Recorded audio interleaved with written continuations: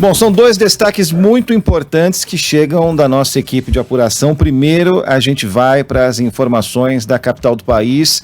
Apareceu uma data para o início da campanha nacional de vacinação contra o coronavírus, contra a Covid-19. Diga, Larissa Arantes. Se a Anvisa autorizar o uso emergencial das vacinas de Oxford e Coronavac no domingo, a vacinação deverá começar na quarta-feira, às 10 horas da manhã. A informação foi divulgada pela Frente Nacional de Prefeitos. Essa estimativa teria sido anunciada pelo ministro da Saúde, Eduardo Pazuello. O Ministério da Saúde, porém, ainda não se manifestou oficialmente sobre a data e o horário. Aqui no Ministério da Saúde, neste momento, mais de 120 prefeitos e secretários municipais de saúde participam de uma reunião por videoconferência com o ministro Eduardo Pazuello.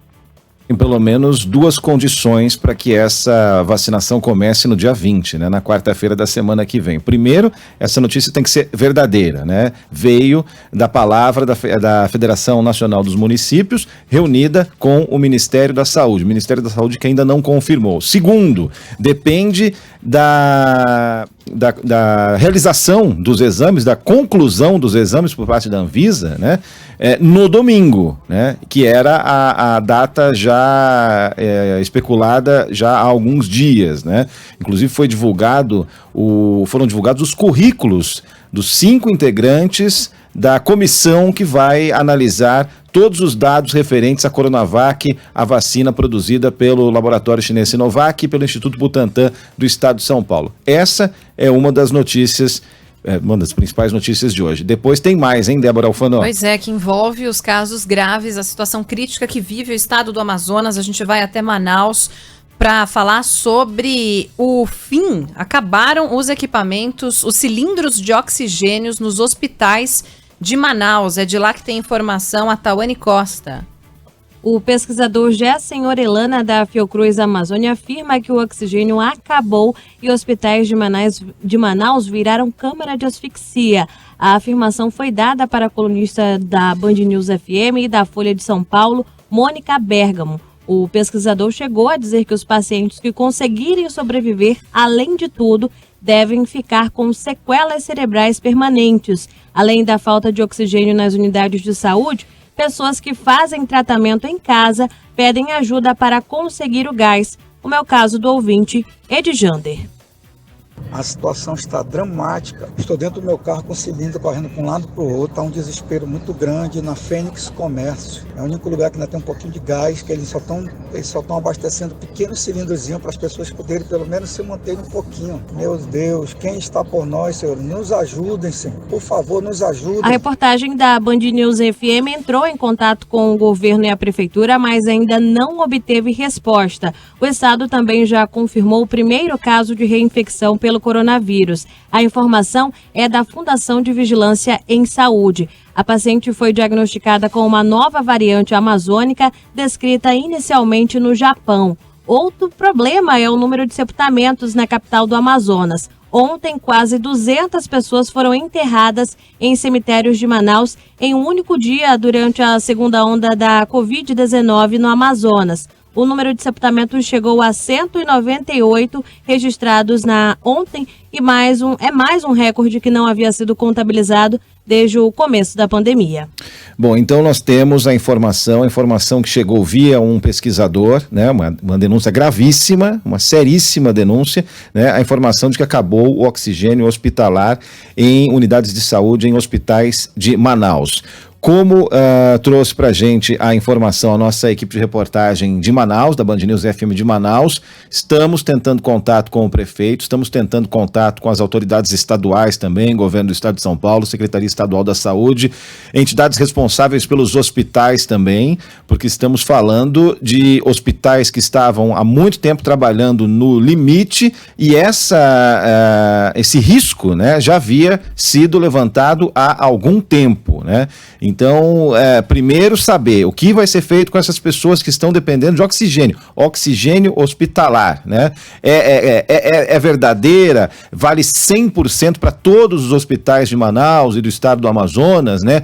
Por quanto tempo essas pessoas podem aguentar, essas entidades podem aguentar, se não for 100%, se for 96%, 94%, 92%, é isso tudo que nós precisamos saber. E quanto tempo, né? E o governo federal também, se pode ajudar, em quanto tempo poderá ajudar outros estados também, enfim, é uma situação que tem muito mais perguntas que respostas nesse exato momento, né? E a pergunta que não quer calar é quando começa a campanha de vacinação, quando de fato as pessoas vão começar a receber a vacina. É claro que vai levar um tempo, né, até que todo mundo possa se vacinar, até que a vacina faça efeito no organismo das pessoas também, mas já é uma ansiedade, uma expectativa muito grande. Se você ligou o seu rádio agora, a informação que a gente trouxe com a nossa reportagem é que houve uma reunião, houve um encontro do ministro da Saúde com mais de 130 prefeitos para tratar do programa de imunização contra a Covid-19.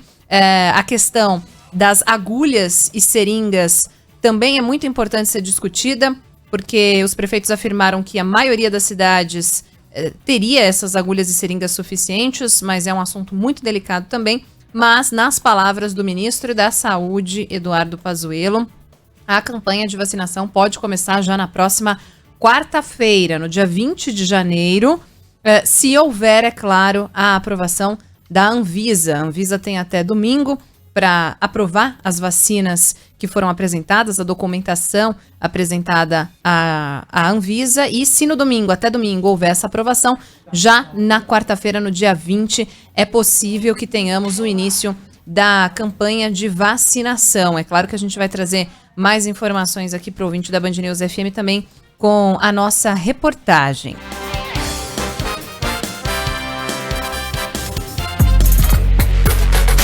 Coronavírus. Um diário do combate. Na Band News FM.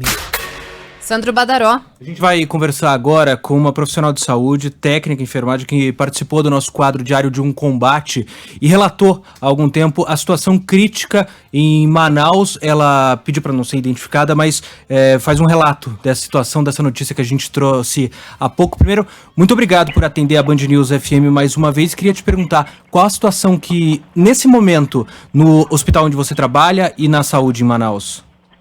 Nesse hospital que eu trabalho, é triste a realidade, porque não tem materiais, a gente trabalha sem capote, a gente trabalha com uma garrafa de álcool, são 10 capotes que eles mandam, os hábitos são grandes no hospital, a gente não tem aquele padrão que a gente tinha que ter, que já tinha que estar tudo preparado.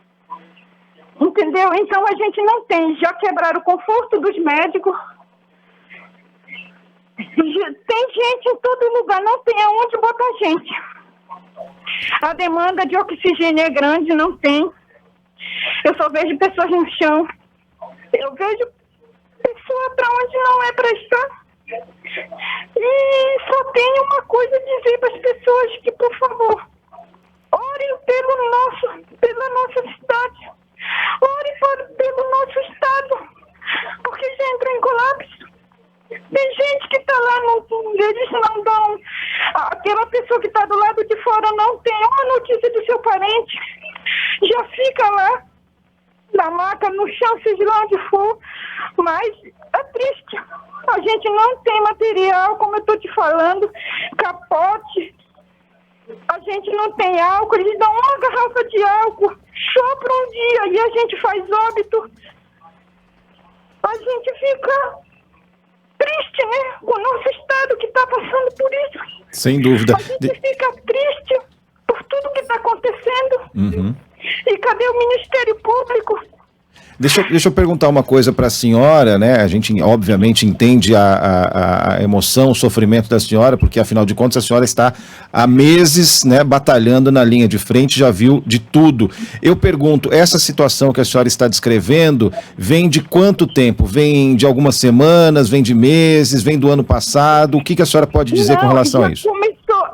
Começou desde o tempo que essa Covid já vinha acontecendo alguns casos. Então já era para eles terem aberto o olho, entendeu? Eles deixaram se agravar, ficar sem oxigênio, entendeu? Então não era para chegar onde chegou, entendeu? Então aí tem alguma coisa, porque por falta de oxigênio é que as pessoas estão morrendo. Entendeu? Uhum. E a senhora conversa com profissionais que trabalham em outros hospitais? A situação é geral em Manaus e no estado do Amazonas? Geral, por falta de oxigênio, geral. Essa é a pura verdade. O povo está morrendo asfixiado. A gente está conversando aqui na Band News FM com uma técnica de enfermagem. Ela trabalha em um hospital de Manaus, pede para não ter o nome identificado aqui, o nome revelado. É uma situação muito esgotante, né? Exaustivo trabalhar na linha de frente no combate ao coronavírus, ainda mais com essas condições, né? A senhora falava sobre a falta de equipamentos. O que os médicos têm? Tomografia no hospital, a gente não tem tomografia. É uma das coisas que tinha que ter no hospital, era tomografia, e não tem. Não tem nesse hospital onde eu trabalho, não tem no João Lúcio, só tem no 28 de agosto. Porque quando a senhora diz que não tem nem álcool, né, para os próprios profissionais higienizarem as mãos, enfim, para atender os pacientes, é aquela coisa, né? Às vezes os próprios profissionais acabam levando, mas quando chega a um ponto de não ter uma tomografia para ser realizada ou um cilindro de oxigênio, aí não tem o que ser feito, né, pelos profissionais que querem trabalhar, querem combater e ainda vivem com esse risco de pegar, de serem contaminados também, né? Isso. A senhora percebe, conversando com outros médicos, outros técnicos em enfermagem, como é que está essa situação em relação a esse fornecimento de material? Tem previsão? O que o hospital diz? No caso dos cilindros de oxigênio também, tem uma previsão para que haja uma mudança aí nesse quadro? Pela falta de oxigênio, está faltando bastante. Nessa demanda que veio para cá, agora deu uma aliviada. Agora está em falta de novo, porque é muita gente, a demanda é grande. Não dá para todo mundo, entendeu? Para quem não conhece, estamos falando com a senhora, todo o Brasil está nos ouvindo. Para quem não conhece Manaus, a realidade do estado do Amazonas, que é muito diferente da realidade do Sudeste, do Sul, do Centro-Oeste, eu queria que a senhora falasse um pouco. No começo a senhora falou que as pessoas foram avisadas. Eu queria saber quem foi avisado, até o ponto que a senhora pode falar, é claro, preservando o seu depoimento também, se a prefeitura tem responsabilidade, se o governo do estado tem responsabilidade, a senhora citou o Ministério Público também, os donos de hospitais, enfim, o que dá a impressão, né, e a senhora me corrija se eu estiver errado, se a gente estiver errado, dá a impressão de que a coisa não foi tratada com a seriedade necessária, porque houve um pico no meio do ano passado, e depois o noticiário deu uma acalmada. A senhora mesmo disse, né, que os estoques foram repostos, mas agora parece que voltou uma situação que na verdade não é nem a situação de antes, mas é pior que a de antes. Isso, bem pior. Eu acho que o Estado já entrou em colapso. Pelo jeito que eu vejo naquele hospital, o Estado já entrou em colapso. E só Deus para nos guardar. Só Deus. Qual que é o perfil das pessoas que chegam ao hospital, né? A senhora falava que não tem mais onde colocar tanta gente, tantos pacientes que chegam todos os dias precisando. Muita falta de ar, não conseguem comer. São jovens, são idosos, tem todo tipo de idade? A maioria são idosos. A maioria é idosos. O que mais está matando o povo é falta de oxigênio. Falta de fluxômetro. Entendeu? É o que a gente corre atrás e não consegue. Bom, eu quero agradecer a participação aqui da senhora na nossa programação, lembrando que ela participou do Diário do Combate aqui na Band News FM há um tempo já, fala direto de Manaus e mostra mais uma vez a realidade não só da capital, mas do estado como um todo. Muito obrigado e de como nós pudermos ajudar, nós tentaremos ajudar aqui, tá certo? Muito obrigado. De nada. Ela está realmente emocionada, né? E para quem ligou o rádio agora ou nos últimos minutos, um rápido resumo, né? Que começou, essa conversa começou à luz de uma notícia trazida pela Mônica Bergamo, pela nossa colunista Mônica Bergamo, de que os suprimentos de oxigênio hospitalar em Manaus estão no limite. E no caso específico do estado do Amazonas, a cidade de Manaus é muito importante como receptáculo de pacientes de outros lugares também, de outros lugares do estado. O limite, né, tinha sido atingido já havia algum tempo e chegou ao teto agora, de acordo com as informações da saúde do estado do Amazonas. Débora. A gente está na linha agora com um pesquisador da Fiocruz, Gessen Orellana, que falou, que apontou justamente essa situação dramática no norte do país, em Manaus principalmente, falava sobre a falta de oxigênio hospitalar em unidades de saúde de Manaus. Obrigada por atender a Band News FM, doutor. Queria que o senhor traçasse um panorama. A gente conversava agora há pouco com uma técnica em enfermagem de um dos hospitais de Manaus. Situação extremamente crítica, não? Boa tarde. Boa tarde, Débora, Felipe. Olá. E a todos os ouvintes da Rádio Band News FM. É com muito lamento, né, com muito desapontamento, né, que a gente, mais uma vez, acaba levando mais essa novidade, né, da capital mundial da Covid-19, Manaus, né? Infelizmente, é uma notícia que nos dói muito, né, por vermos, né, uma série de profissionais, né, aos prantos, né, inclusive psicólogos, né. Por que eu destaco os psicólogos, né? Porque são justamente eles que são treinados para evitarem o descontrole emocional, né? Então, quando você vê um psicólogo chorando numa situação dessa, é porque realmente tudo saiu do controle e nós chegamos num momento em que ou você intervém radicalmente em Manaus, né, de forma que você consiga mudar a direção da gestão da pandemia, ou nós vamos continuar vendo esse tipo de situação se repetir, né, e Manaus pode ser uma das candidatas à terceira onda de contágio e mortalidade por Covid muito em breve, né? Dada a experiência trágica que nós tivemos na primeira onda e agora na segunda onda, com essa novidade para a humanidade, né? De uma nova cepa, provavelmente, né? E desse colapso sem precedentes. Doutor Orellana, quem se omitiu nesse caso específico de Manaus e do estado do Amazonas e qual seria a melhor maneira de reduzir os impactos dessa situação trágica, diminuir um pouco a curva? O que é que se pode fazer no curto prazo, no médio prazo também? Olha, eu acho que olhar para o passado, nesse momento, não vai nos ajudar muito, né? Acho que daqui para frente que é a questão. Só que a grande questão nesse momento eu pensaria, se eu fosse alguém que tivesse que tomar alguma decisão, em uma intervenção federal. Eu não pensaria em outra opção, porque as equipes que nós temos de vigilância epidemiológica, de vigilância em saúde no estado do Amazonas e em Manaus, elas deram todas as provas possíveis, né, para que nós possamos dizer com certeza que eles falharam gravemente. No entanto, uma intervenção federal no contexto atual que nós vivemos no Brasil, né, com o ministro da Saúde, né, fazendo declarações estapafúrdias, né, como o lançamento do tratamento precoce que não existe para a Covid-19, essa incerteza em relação ao Plano Nacional de Vacinação, infelizmente nós não temos saída em curto prazo objetivamente. A única solução que nós teríamos seria judicializar tudo, né, um juiz baixar uma decisão decretando um lockdown rigoroso de uns 20, 30 dias e esperar a gestão tomar alguma decisão diferente do que eles têm feito hoje. O governo do estado e a prefeitura estão alinhados com essa possibilidade? Estão abertos a essa discussão, doutora Orellana, de um lockdown sério mesmo, de seríssimas restrições à circulação de pessoas? Olha, é muito importante nós recobrarmos a história recente da epidemia em Manaus, né? Nós alertamos efusivamente a imprensa local, inclusive a imprensa internacional, a comunidade científica, né, da gravidade da situação de Manaus. Fomos ignorados, né?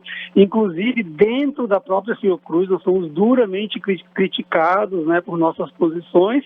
E agora nós estamos vendo essa situação caótica, né? Essa situação dramática, né, que se deu em função da omissão das autoridades sanitárias, em especial do estado do Amazonas. O ex-prefeito de Manaus, o Arthur Virgílio Neto, ele chegou a concordar com nossas recomendações de lockdown em setembro de 2020, mas ele imediatamente foi criticado em menos de 24 horas pelo presidente Jair Bolsonaro, que classificou a proposta como absurda e endossada pelo governador do estado do Amazonas, o senhor Wilson Lima, né? Então, são situações que a gente fica sem saber o que fazer, nós não temos o que fazer, erramos no passado, queremos olhar para o futuro, e você escuta o atual prefeito de Manaus fazendo declarações, inclusive antes da posse, que vai distribuir vitamina e ivermectina para a população de Manaus enfrentar a epidemia de Covid. Então, realmente, eu não sei nem te dizer, Felipe, qual que é o caminho que a gente vai seguir, porque para onde a gente olha, nós estamos mal gerenciados, mal administrados, e os encaminhamentos sanitários dados tanto pelo município, como pelo estado, como pelo governo federal, estão nos colocando numa situação explosivamente perigosa, né? Estamos conversando com Gessem Orellana, ele é pesquisador da Fiocruz Amazônia. Doutor, o senhor visitou esses hospitais, essas unidades, teve acesso a vídeos, a áudios de profissionais, de pacientes. Queria que o senhor nos contasse o que o senhor viu, o que o senhor recebeu de denúncia, para que quem está longe, né, para quem não faz ideia do que está acontecendo nos hospitais de Manaus, de outras cidades também do estado do Amazonas, como é que está a situação no dia a dia desses pacientes, desses profissionais, da falta de equipamentos? O que o senhor recebeu aí de denúncia, pôde ver de perto? Olha, Débora, hoje de manhã, conversando com a Mônica Bergamo, né, antes da apuração em detalhes dessa dramática situação, eu fui bem franco com a Mônica, inclusive ela ficou espantada, né, quando eu disse, olha, essas pessoas que morreram nesses hospitais, que estão morrendo nas outras unidades de saúde, que vão continuar morrendo durante o dia de hoje, elas, na verdade, representam uma tragédia que estava sendo ocultada há dias em Manaus. Por quê? Nós tínhamos estatísticas da Prefeitura Municipal de Manaus mostrando um aumento muito grande no quantitativo de óbitos fora do hospital. Ou seja, as pessoas estavam morrendo por asfixia em casa, sem assistência, dado o colapso da rede pública e privada hospitalar de Manaus, né? Então, porque o paciente chegava ao hospital e não podia ser atendido, voltava para casa. Pior do que isso, Débora. Ele Nem morria chegava em casa, ou morria dentro da ambulância. Nós temos, inclusive, relatos de pessoas do SAMU, de profissionais do SAMU, mostrando as telas do sistema de regulação de leitos, né, onde as ambulâncias estão marcadas como retornando para as unidades de saúde com o paciente em óbito. Bom, nós estamos ouvindo aqui o Dr. Gessem Orellana, pesquisador da Fiocruz, falando sobre a realidade de Manaus, a realidade do estado do Amazonas. Imagino que a solução emergencial, o senhor falou que é difícil até desenhar uma solução para curto e médio prazos, né? E a gente aqui do lado de fora entende, a gente tem acompanhado também casos não só do Brasil, mas do planeta inteiro, as dificuldades que todos estamos passando. Mas eu pergunto, essa solução emergencial, né, teria que ser, além do lockdown que o senhor citou, uma busca por suprimentos para tentar minimizar a intensidade da curva, né, de óbitos e internações no estado, especialmente na capital Manaus. Isso poderia ser feito? Isso custaria muito tempo? Demandaria ajuda de que instituições? Felipe, essa é uma pergunta importantíssima que você fez, né? Então, quando você pensa numa resposta de imediato, numa resposta de curto prazo, infelizmente, nós não temos solução para o problema. Por quê? Essa demanda de internação de pacientes graves e de óbitos por Covid, na realidade, ela representa um resíduo das pessoas que foram expostas ao novo coronavírus há 15, 20, 30 dias atrás. Portanto, por mais que você traga todos os cilindros de oxigênio, os leitos de UTI existentes no Brasil para Manaus, o que não vai acontecer na prática, você não vai conseguir reduzir a demanda por leitos clínicos e de UTIs e os óbitos que inexoravelmente vão acontecer, dada a altíssima circulação viral em Manaus e no interior. Esse é outro aspecto que está sendo ignorado também nesse momento, né? Nós estamos falando da crise de Manaus, mas na realidade a crise de Manaus, ela representa a crise do Estado, porque nós não temos leitos de UTI no interior e toda a demanda do interior está drenando para a capital Manaus, tornando a situação ainda mais dramática, né? Então, de imediato não é possível fazer mais nada, né?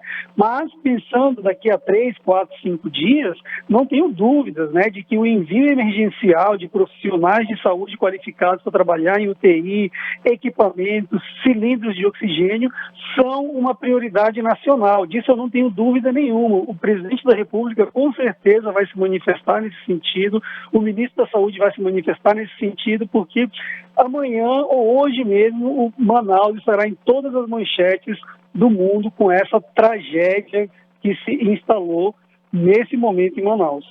Vamos ver se eles se manifestam, né? O mínimo que a gente espera. Doutor Gessen Orellana, pesquisador da Fiocruz, muito obrigado pela atenção. Os microfones da Band News FM estão à sua disposição para que o senhor traga mais informações, apelos também, se for necessário, alertas para toda a população. Muito obrigado. Obrigada, doutor. Obrigado, Felipe, Débora, bom trabalho.